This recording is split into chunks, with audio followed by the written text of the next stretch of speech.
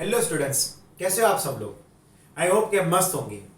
तो जैसे कि आप जान रहे हो, हमारे इस यूट्यूब प्लेटफॉर्म के ऊपर हम लोग ने चैप्टर नंबर 1 शुरू किया था और इस चैप्टर में हम लोग ने 7 लेक्चर्स कंप्लीट कर दिए थे। आज हमारा ये 8वां लेक्चर है और प्रीवियस लेक्चर की अगर हम बात करें तो उसके अंदर हमने डिफेक्ट्स के बारे में पढ़ा था। हमने ये देखा था कि डिफेक्ट्स दो टाइप के रहते हैं, एक होता है लाइन डिफेक्ट एंड दूसरा होता है पॉइंट डिफेक्ट। हालांकि इस चैप्टर के अंदर हम लोग सिर्फ पॉइंट डिफेक्ट के बारे में पढ़ने वाले हैं, लाइन डिफेक्ट के बारे में हम कुछ नहीं पढ़ेंगे। हमने ये देखा था कि जो डिफेक्ट रहते हैं वो 4 टाइप के रहते हैं, vacancy defect, interstitial defect, shortcut defect and Frenkel defect. लेकिन ये जो डिफेक्ट था बच्चों, वो पॉइंट डिफेक्ट का स्टोइकोमेट्रिक वाला टाइप था। वैसे यहां पर अगर हम देखेंगे ध्यान से तो पॉइंट डिफेक्ट जो रहते हैं बच्चों, यानी कि वो 3 प्रकार के रहते हैं, stoichiometric, non stoichiometric and imperative defect. और हम लोग ने हमारे स्टोइकोमेट्रिक डिफेक्ट को कंप्लीट किया था। ठीक है, आज का हमारा जो टॉपिक है वो है नॉन स्टोइकोमेट्रिक डिफेक्ट और आज के दिन में हम लोग ये नॉन स्टोइकोमेट्रिक डिफेक्ट को कंप्लीट कर ही लेंगे। लेकिन याद रखना, ये जो नॉन स्टोइकोमेट्रिक डिफेक्ट है वो कैसे होते हैं, मतलब कि कैसे किस तरह से ये डिफेक्ट क्रिएट होते हैं। तो पहले तो आप लोग, ये मैंने प्रीवियस लेक्चर में बताया था, स्टोइकोमेट्रिक किसको बोलते हैं। जब भी कैटायन एंड एनायन सेम होते हैं, same number of cations and anions रहते हैं, तो उसको हम लोग स्टोइकोमेट्रिक बोलते हैं। लेकिन number of cation and anion अलग अलग रहते हैं, एग्जैक्ट सेम नहीं रहते हैं, तो फिर उसको हम लोग बोलते हैं नॉन स्टोइकोमेट्रिक। ठीक है, और ऐसी सिचुएशन में जो डिफेक्ट बनते हैं उनको हम लोग बोलते हैं नॉन स्टोइकोमेट्रिक डिफेक्ट। ठीक है, अब खास करके इसमें क्या होगा, cation to anion ratio will be disturb. इनमें क्या होगा, कैटायन और एनायन का रेशियो क्या होगा, डिस्टर्ब हो जाएगा। कैसे डिस्टर्ब होगा, मान लो कि कैटायन टू एनायन का रेशियो अगर 100-100 आया है फॉर एन एग्जांपल, और अगर वो 100-100 है, इसका मतलब कि 100 कैटायन है और 100 एनायन है, ऐसी कंडीशन में हम उसको बोलते हैं स्टोइकोमेट्रिक डिफेक्ट। लेकिन अगर ऐसा हुआ कि कैटायन एक चला गया, ठीक है, और वहां पर जो डिफेक्ट क्रिएट हुआ, तो अब कैटायन एक घटा होगा, तो 99 कैटायन है, 100 एनायन है, ठीक है, या फिर ऐसा हुआ 100 कैटायन है, 99 एनायन है, तो उसको हम लोग बोलेंगे नॉन स्टोइकोमेट्रिक डिफेक्ट, जिसको मैंने एनएसडी शॉर्ट फॉर्म में लिखा है, एनएसडी नॉन स्टोइकोमेट्रिक डिफेक्ट बोलते हैं बच्चों। ठीक है, यानी कि जब भी कैटायन और एनायन का रेशियो, यानी कि number of cation anion same नहीं होते हैं, तो वो बन जाते हैं नॉन स्टोइकोमेट्रिक डिफेक्ट। और इसमें लेकिन एक बात ये है कि भले इसमें ये डिफेक्ट क्रिएट होता हो, यानी कि cation and anion number same नहीं है, फिर भी इनमें इलेक्ट्रिकली न्यूट्रलिटी तो मेंटेन होगी, ये इलेक्ट्रिकली न्यूट्रल ही रहेंगे, ये चीज उनके अंदर मेंटेन रहती है बच्चों। ठीक है, लेकिन ये जो नॉन स्टोइकोमेट्रिक डिफेक्ट है वो भी 2 प्रकार के रहते हैं, मेटल एक्सेस डिफेक्ट एंड दूसरा होता है मेटल डेफिशिएंट डिफेक्ट। अगर मेटल एक्सेस डिफेक्ट है, यानी कि मेटल ज्यादा है उसके अंदर, एंड मेटल डेफिशिएंट है, यानी कि मेटल उसमें एनायन के कंपैरिजन में, या फिर कोई भी, मान लो कोई भी और उसके साथ जो कंबाइन हुआ है एलिमेंट, उसके कंपैरिजन में वो कम होगा। लेकिन याद रखना, यहाँ पर मेटल्स का चार्ज क्या होगा, कैटायन ही होगा, वो एनायन नहीं होगा, वो कैटायन ही रहेंगे। ठीक है, और यहाँ पर एक्सेस में क्या होगा, ठीक है, यानी कि यहाँ पर इस कंडीशन में 2 चीजें हो सकती है, एनायन वेकेंसी हो सकती है, तब मेटल एक्सेस हो जाएगा, या फिर इंटरस्टिशियल कैटायन आ गया। अब वो क्या होता है हम डिटेल में पढ़ेंगे अभी आगे इसी लेक्चर के अंदर। ठीक है, और इसमें क्या होगा, मेटल डेफिशिएंसी में कैटायंस जो है, जो मेटल है, वही खुद कम हो जाएंगे। ठीक है, और एसिड प्रकार के डेफिशिएंसी को हम लोग बोलते हैं मेटल डेफिशिएंसी डिफेक्ट। ठीक है बच्चों, चलिए देखते हैं, मतलब यहां पर इसका मतलब समझते हैं। मान लो कि भी कभी ऐसा हुआ है, अगर हम एनायन वेकेंसी की बात करते हैं, और एनायन वेकेंसी में मान लो कि यहाँ पर एनायन एंड कैटायंस आपके पास है, यहाँ पर ये कैटायन है प्लस, ये माइनस, ये प्लस, ये माइनस, ये प्लस, ये minus plus minus plus minus, ये plus minus plus minus plus. ठीक है, अगर मान लो ऐसा हुआ कि यहां से ये जो एनायन है बच्चों चला गया, ऐसी कंडीशन में यहां पर एक छोटी सी स्पेस क्रिएट हुई है, ये डिफेक्ट हुआ, यहां पर आना चाहिए कोई भी एक नेगेटिव आयन, यानी कि एनायन, लेकिन है नहीं, यानी कि यहां पर एनायन की जाने की वजह से डिफेक्ट क्रिएट हुआ है, तो इसको हम लोग एनायन वेकेंसी बोलते हैं। ये इसी का एग्जांपल है। चलिए हम लोग डिटेल में पढ़ते हैं। सबसे पहले हम लोग पढ़ेंगे मेटल एक्सेस डिफेक्ट। ठीक है बच्चों, मेटल एक्सेस डिफेक्ट के बारे में पढ़ते हैं, जरा ध्यान से देखना। ठीक है, मान लो कि भी ऐसी कंडीशन हुई है कि एनायन में वेकेंसी हुआ, एनायन की वजह से, मतलब क्या होता है मैं समझाता आपको, चलो ध्यान से देखना। क्या होगा कि जस्ट होल्ड ऑन, यहां पर ध्यान दीजिएगा आप कि आप जब ध्यान से देखोगे एनायन वेकेंसी कब होगा, जब भी कोई भी एनायन ने अपनी जगह छोड़ दी है, और वो लूज हो गया, बाहर चला गया, तो वहां पर जो क्रिएट हुई है स्पेस, वहां पर जो डिफेक्ट हुआ है वो एनायन वैकेंसी है। ठीक है, यानी कि ऐसी कंडीशन में क्या हो रहा है कि एनायन एंड कैटायन पहले सेम थे, अब अगर एनायन घट गया, चला गया, यानी कि एक भी अगर एनायन गया तो एनायन तो घटेगा, तो ऑटोमेटिकली कैटायन क्या हो जाएगा बच्चों, ज्यादा हो गया एनायन के कंपैरिजन में। यानी कि यहां पर क्या होगा, एनायन की वजह से ये जो वैकेंसी क्रिएट हुई है वो डिफेक्ट क्रिएट करेगा, और वही हमें काम करेगा मेटल एक्सेस डिफेक्ट का एनायनिक वैकेंसी। ठीक है, यानी कि यहां पर मेटल एक्सेस डिफेक्ट बन जाएगा। चलिए देखते हैं हम लोग पहले, ये स्टार्टिंग की कंडीशन है जब यहां पर NaCl, अगर आप ध्यान से यहां पर Na गिनोगे कितने, 1 2 3 4 5 6 है।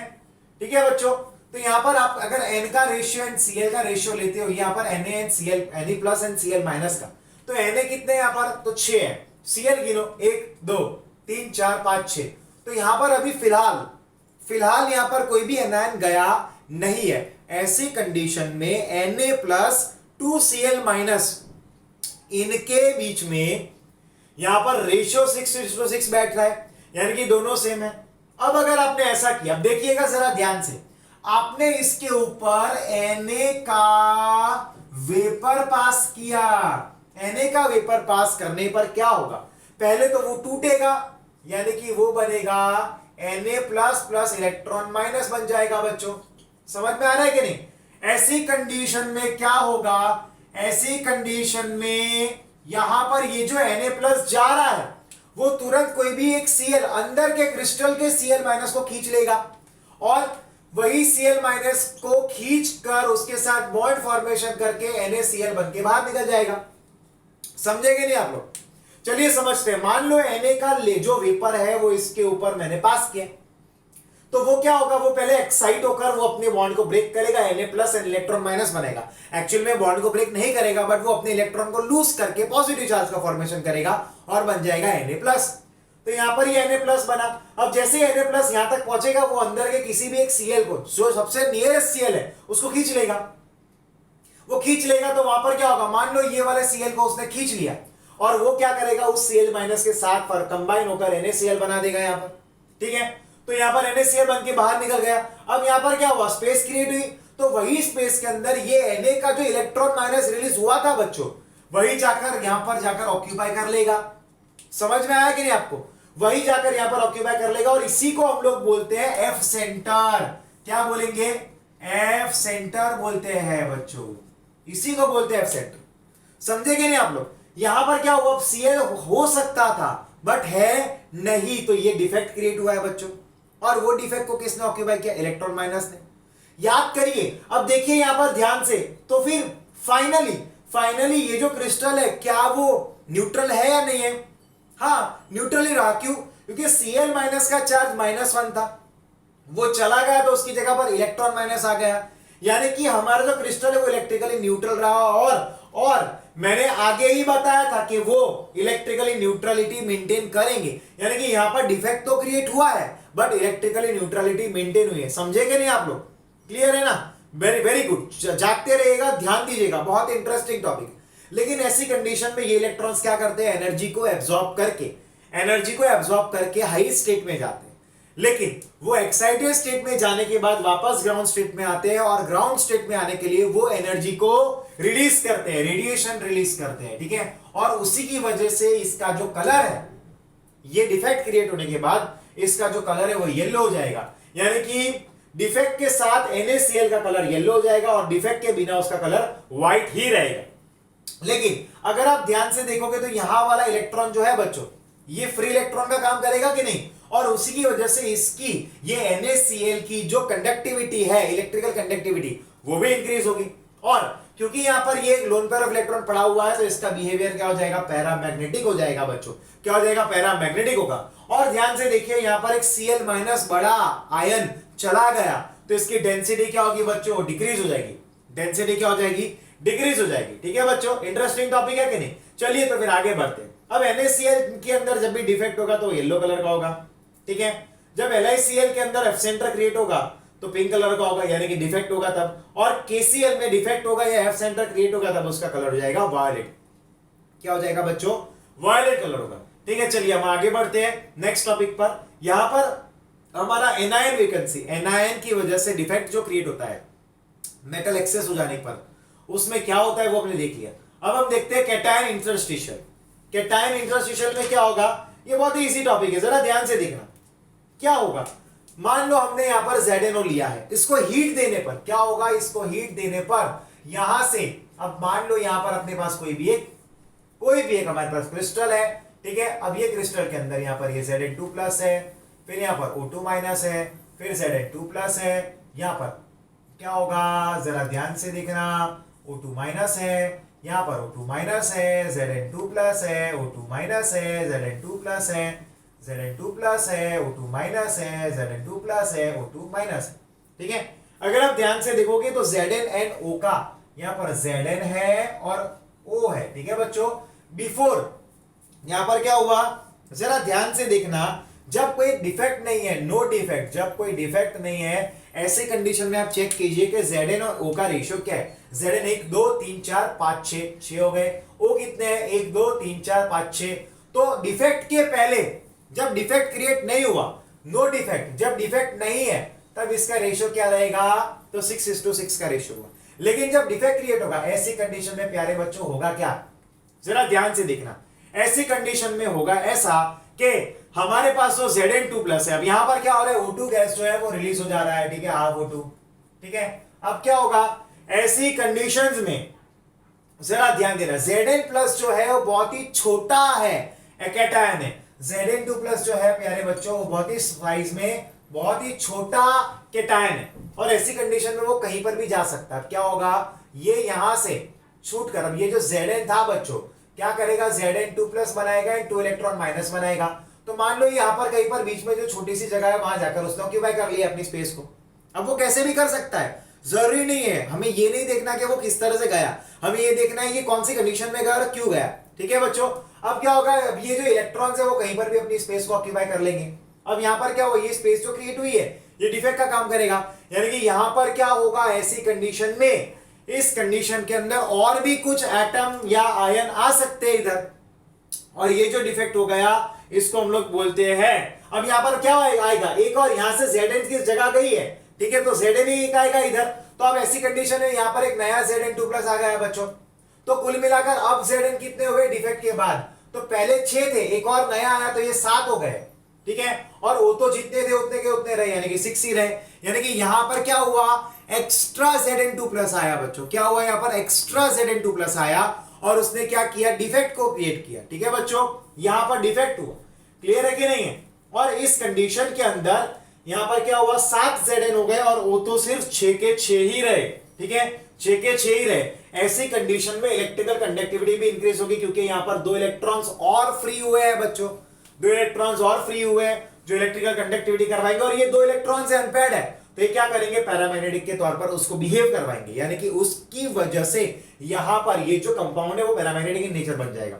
और क्योंकि यहां पर ये फ्री इलेक्ट्रॉन्स है तो ये क्या करेंगे, क्योंकि यहां पर ये फ्री इलेक्ट्रॉन्स है तो वो जो है वो कलर्ड शो करेंगे, तो ये कंपाउंड के भी कलर होंगे। ये इलेक्ट्रॉन क्या करेंगे, एनर्जी को एब्जॉर्ब करके एक्साइटेड स्टेट में आएंगे, फिर वापस ग्राउंड स्टेट में आने के लिए वो एनर्जी को रिलीज करेंगे, और रिलीज करने की वजह से उन क्रिस्टल्स के कलर दिखेंगे, ठीक है बच्चों। तो यहां पर हमारा मेटल एक्सेस डिफेक्ट खत्म हुआ। एक बार हम रिवाइज कर लेते हैं, फिर क्या करेंगे, फिर मैं रब करूंगा, आपको स्क्रीनशॉट लेना होगा, पर पहले मैं रिवाइज करवा दूं। देखिए हमने कल के लेक्चर में, आई मीन के प्रीवियस लेक्चर में हमने स्टोइकियोमेट्रिक डिफेक्ट के बारे में पढ़ा था। आज हम लोग नॉन स्टोइकियोमेट्रिक डिफेक्ट के बारे में पढ़ रहे हैं, जिसको मैंने यहां पर शॉर्ट फॉर्म में NSD लिखा है, ठीक है। अब ये कौन से कंडीशन में होगा, जब कैटायन टू एनायन के रेशियो में डिस्टर्बेंस होगा, तब यहां पर नॉन स्टोइकियोमेट्रिक डिफेक्ट होगा, यानी कि number of cation is not equal to number of anion, ठीक है। तो मान लो स्टार्टिंग में कैटायन टू एनायन रेशियो 100 अगर हुआ तो स्टोइकियोमेट्रिक डिफेक्ट हुआ, इसमें जो डिफेक्ट बनेंगे। लेकिन अगर मान लो कैटायन घट गया, 99 हो गया या फिर एनायन बढ़ गया, तो क्या होगा, वो नॉन स्टोइकियोमेट्रिक डिफेक्ट में आएगा। लेकिन फिर भी डिफेक्ट होने के बावजूद भी, भले कैटायन कोई गया या फिर एनायन कोई गया, इनमें इलेक्ट्रिकली न्यूट्रलिटी तो मेंटेन होगी ही। और ये जो NSD होते हैं वो कितने प्रकार के होते हैं, 2 प्रकार के होते हैं, metal access defect and metal deficiency defect. Metal access में 2 होते हैं, anionic vacancy and interstitial vacancy, ठीक है, अब देखिए हम लोग शुरू करते हैं। एनायनिक वैकेंसी में क्या होगा, मान लो कि आपने कोई भी सोडियम का वेपर पास किया है तो वो क्या करेगा, Na+ बनाएगा और अंदर से किसी Cl को खींचकर NaCl बनाकर बाहर निकलेगा। अब वो Cl- की जो जगह बनेगी वहां पर क्या आएगा, इलेक्ट्रॉन आएगा, ठीक है, और उसको हम लोग बोलते हैं F सेंटर। अब ये इलेक्ट्रॉन्स क्या करेगा, ये फ्री इलेक्ट्रॉन की वजह से वहां पर इलेक्ट्रिकल कंडक्टिविटी इंक्रीज होगी। एक इलेक्ट्रॉन फ्री है, अनपेयर्ड है, तो वो पैरामैग्नेटिक बिहेव करेगा और ऐसी कंडीशन में वो एनर्जी को गेन करके फिर वापस लूज करेगा ग्राउंड स्टेट में आने के लिए, तो वो कलर शो करेगा, तो येलो कलर आएगा। वैसे कुछ और भी एग्जांपल दिए हुए हैं। कैटायन में क्या होगा, अब यहां पर क्या हुआ, एनायन खुद कम हो गया तो कैटायन बढ़ गया, ठीक है। अब वहां पर क्या होगा, कैटायन क्योंकि बहुत छोटा है तो वो कोई स्पेस में चला गया, तो यहां से कोई और कैटायन आ सकता है, तो कैटायन एक बढ़ गया, एक्स्ट्रा आ गया, तो वहां पर क्या होगा, फिर भी इलेक्ट्रिकली ये न्यूट्रल ही रहेगा। जरा ध्यान से देखिएगा, ये क्या रहेगा, इलेक्ट्रिकली न्यूट्रल ही रहेगा, ठीक है कि नहीं। चलिए जरा ध्यान से देखिए, ऐसी कंडीशन में electrically conductivity increases, paramagnetic behaviour, colour due to free electron. समझिए क्या हुआ था एक्चुअली में इधर, एक बात में गौर कीजिए कि आपके पास पहले यहां पर Zn2+ था, अब वो कहीं बीच में चला गया कि नहीं, बीच में चला गया ना, ठीक है। अब क्या हुआ, यहां पर Zn आया, पर साथ में उसने क्या किया, दो इलेक्ट्रॉन्स को लूज किया, वो दो इलेक्ट्रॉन कहीं पर भी जाकर क्या हो जाएंगे, अपनी जगह को ले लेंगे, और ये Zn2+ का आएगा, जो पहला जो डीलोकलाइज Zn2+ हुआ है उसकी जगह पर वो खुद आ जाएगा। लेकिन यहां पर क्या रहेगा, अब ये सोचिए, दिमाग लगाइए, क्या हुआ, यहां पर Zn2+ आया बट साथ में दो इलेक्ट्रॉन भी आ गए, तो इलेक्ट्रिकली न्यूट्रल ही रहा। समझ में आया कि नहीं, इलेक्ट्रिकली न्यूट्रल ही रहा। सब समझिए क्या हुआ, पहले सिर्फ हमारे पास यहां पर Zn2+ था, अब वो कहीं पर चला गया, लेकिन अब कहीं से यहां पर Zn आया, तो Zn आया इधर, ठीक है, तो उसने क्या किया, दो इलेक्ट्रॉन को दिया, तो ये खुद +2 बना, तो एक इलेक्ट्रॉन इधर है, एक इलेक्ट्रॉन इधर है, तो ये दो इलेक्ट्रॉन्स पहले भी ये न्यूट्रल था, अब यहां पर 2+ आया तो दो इलेक्ट्रॉन भी तो आए, तो इलेक्ट्रिकली न्यूट्रल बन गया वापस ये, ठीक है। इनमें भी क्या होता है, इलेक्ट्रिकल कंडक्टिविटी इंक्रीज होती है, या पैरामैग्नेटिक बिहेवियर के होते हैं, और ये भी कलर्ड रहते हैं बच्चों, क्योंकि फ्री इलेक्ट्रॉन इनमें रहते हैं, ठीक है। ये बहुत ही ज्यादा इंपॉर्टेंट टॉपिक था जो हमारे यहां पर खत्म होता है। अब आप इसका ध्यान से स्क्रीनशॉट लीजिए, इसकी नोट्स बनाइए और वापस एक बार लिखिए, ठीक है बच्चों।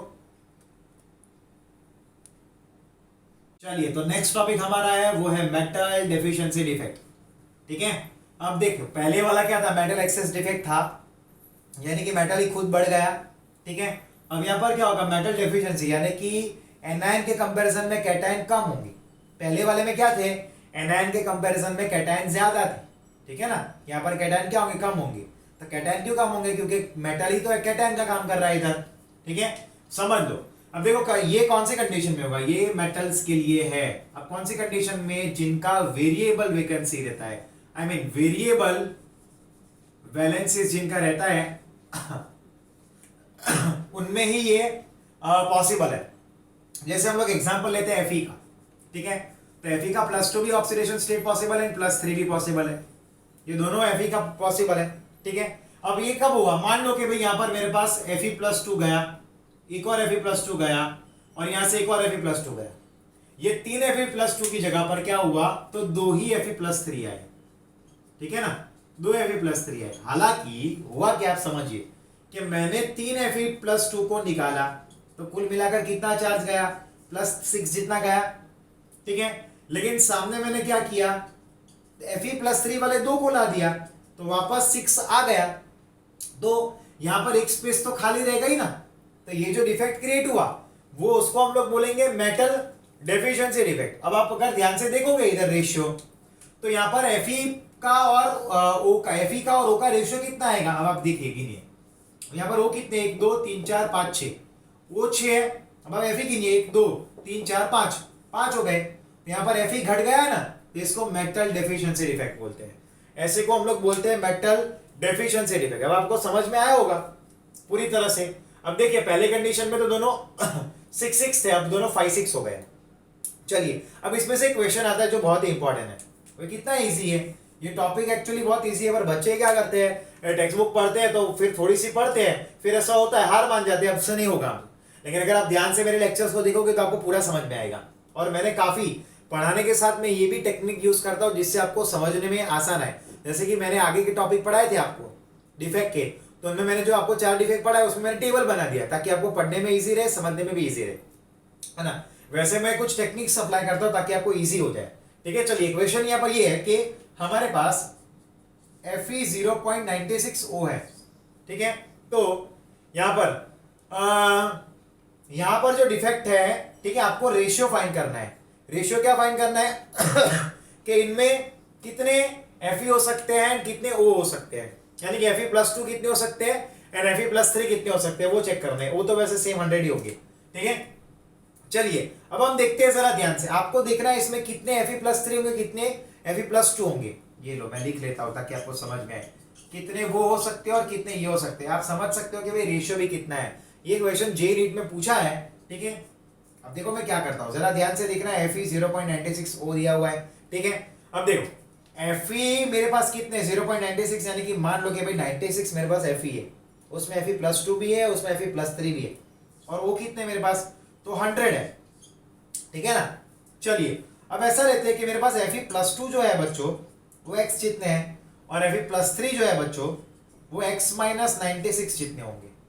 ठीक है कि नहीं, तो वो x-96 जितने हो जाएंगे। लेकिन यहां पर जरा ध्यान से देखना, O का जो नेट चार्ज वो -200 बनेगा और Fe का जो नेट चार्ज वो +200 बनेगा कि नहीं, तो 0 बन जाएगा ना, 0 तो लाना हमें। ठीक है, तो अब क्या होगा ऐसी कंडीशन में, तो देखो 3 × x, मतलब सॉरी यहाँ पर मेरी मिस्टेक हो गई, 96 - x होगा, है ना, ये गलती हो गई। ठीक है, तो 3 × 96 - x प्लस ये क्या आएगा 2 × x आएगा कि नहीं, 2 × x = 200 आएगा। इनका टोटल करेंगे तो कितना आएगा, +200 आना चाहिए। ठीक है, चलिए देखते हैं, मल्टीप्लाई करते हैं। चलो तो ये 3 × 96 ये आएगा 288 - 3x प्लस 2x = 200 आएगा कि नहीं। ठीक है ना, चलिए तो क्या आएगा, इधर इसको सिंप्लीफाई कीजिए, ये आ जाएगा -x, वहां जाएगा +x, यहाँ जाएगा, तो ये 88 = x जितना हो गया। यहाँ पर अगर आप ध्यान से इसको सॉल्व करो, अब यहाँ पर x क्या था हमारे पास, Fe+2 जो था वो x जितना था कि नहीं, और x की वैल्यू क्या आ गई, तो वो 88 आ गई, तो +2 कितने होंगे, 88 होंगे। अब उनके कंपैरिजन में मेरे पास क्या है, Fe+3 लेना है मेरे को, कितने है 96 - x था, तो यहाँ पर x की वैल्यू कितनी है 88 है, तो कुल मिलाकर कितने रहे, 8 रहे कि नहीं रहे, 8 Fe+3 होंगे। अब आपको क्वेश्चन पूछ सकते हैं कि भाई Fe+3 एंड Fe+2 का रेशियो कितना है इस मॉलिक्यूल के अंदर, Fe+3 2 + 2 कितना रेशियो है, तो ये कितने 8 है और वो कितने 88 है, यानी कि +3 8 है, डिवाइड बाय +2 कितने 88 है, तो ये आ जाएगा 1:11। ठीक है कि नहीं, 1:11, यानी कि एक Fe+3 होगा 11 Fe+2 के सामने, एक Fe+2 होगा +3 होगा 11 Fe+2 के सामने। और इस तरह से इन क्वेश्चंस को सॉल्व किए जाते हैं। ठीक है बच्चों, तो यहां पर अपना मेटल डेफिशिएंसी डिफेक्ट भी खत्म हुआ। आप अगर टेक्स्ट बुक में देखोगे तो ये बहुत ही लेंथी दिया हुआ है और आप कंफ्यूज हो सकते हो, लेकिन हम एक बार रिवाइज कर लेते हैं। चलिए मान लो पहले आपके पास सारे Fe+10 O2- थे, लेकिन हुआ ये कि 3 Fe+2 गए, लेकिन उसको बैलेंस करने के लिए 2 Fe+3 आ गए, तो यहाँ पर ये बैलेंस हो गया। ठीक है ना, लेकिन वहां पर क्या हुआ, O के कंपैरिजन में, यानी कि एनायन के कंपैरिजन में कैटायन घट गए, तो क्या हुआ, यहाँ पर डिफेक्ट क्रिएट हुआ। लेकिन क्यों हुआ, मेटल की डेफिशिएंसी की वजह से डिफेक्ट क्रिएट हुआ बच्चों। ठीक है, चलिए तो पहले 6:6 का रेशियो था, अब हमने गिना तो 5:6 का रेशियो हो गया। ऐसी कंडीशन में देखिए, अब वहां पर एक जेई नीट का क्वेश्चन है, एक्चुअली ये जेई में पूछा हुआ है, लेकिन ऐसे क्वेश्चन को नीट में भी पूछ सकते हैं कि Fe 0.96O उसमें Fe+3 to +2 का रेशियो क्या है। ठीक है, अब मान लो Fe को मैंने 96 लिया है, O को 100 लिया हुआ है। ठीक है, Fe+2 कितना होगा, x जितने होंगे, एंड +3 कितने होंगे, 96 - x होगा कि नहीं, अरे समझ में आया कि नहीं, पता चल रहा है ना, हाँ 96 - x जितना हुआ वो। चलिए तो इसके पूरे का Fe के पूरे का चार्ज कितना होगा, +200 होगा, O का -200 होगा, क्योंकि O कितने है 100 है, तो 100 × -2 -200 हुआ। इसका कुल मिलाकर +2 +3 सब मिलाकर +200 होना चाहिए।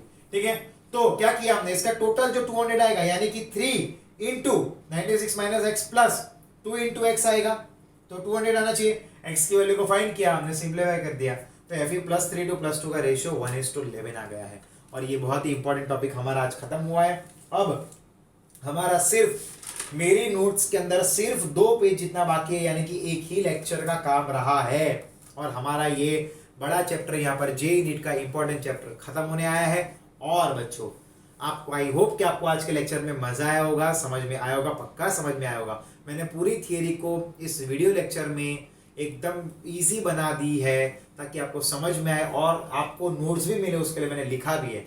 अब बस शॉर्ट टॉपिक्स बाकी है, आगे आने वाले लेक्चर में हम लोग ये चैप्टर को खत्म कर लेंगे।